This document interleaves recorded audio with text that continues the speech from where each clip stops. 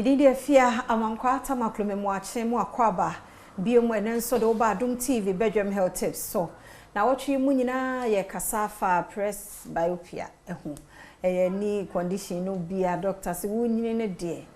ohwe ohu ye dia fine but wunyine dia eno na ba beto wo kwam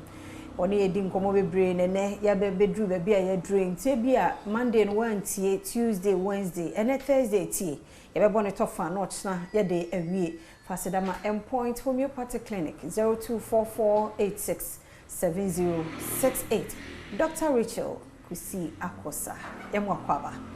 Doctor yana se presbyopia yeah topic ni de modu but a condition bia wunyine no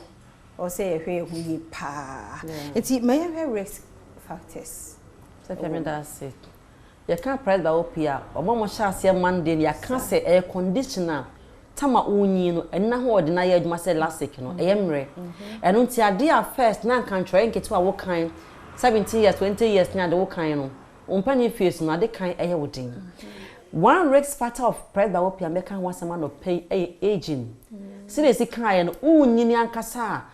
Eni na ho de emre nti aging is one risk factor upeo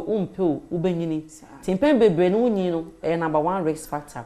and afi near work ade ben wankasa wota reading ni ade research will tell you so more mota kan ade kwachi lecturers professors for ni ade because of the biomoti computer omoti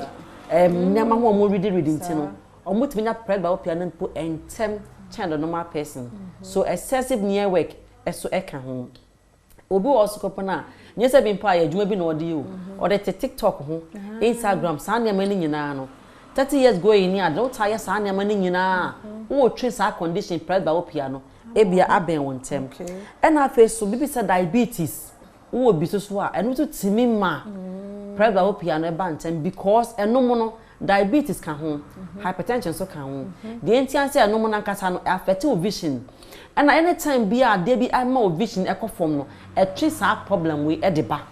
and untia no so ye one factor e was e kan ho asem obi wo so e frem kofo bi hyperopia omo naturally kwa de ben omo a oya abaya no kwa de ben na omu na yi sa it was in panyi fie so a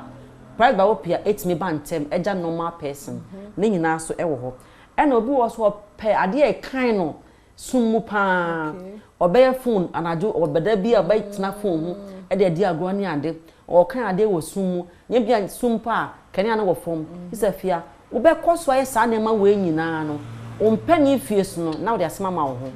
yeah hey ho sumu de no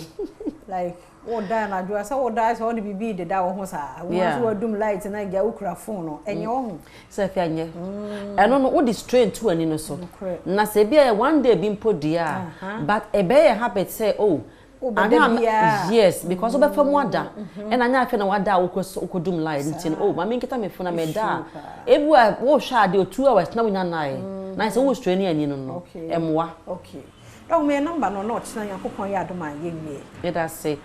number is 0244982821 0244982821 that's it. Dr. Rachel Kusi Akosa ya dana semame na wani hu hwanko ade oburu mu obebo resede na watwi we sheda akire ye niema ni so ochena so wada wo makan hu na yentoa so ukọ endpoint atena ye bia nso a obehwe wo kama Doctor number 0244867068 0244867068 yawe nko ade a burumu obehwe ochena so sabre ya 5 minutes yenche kan ye ho yentoa so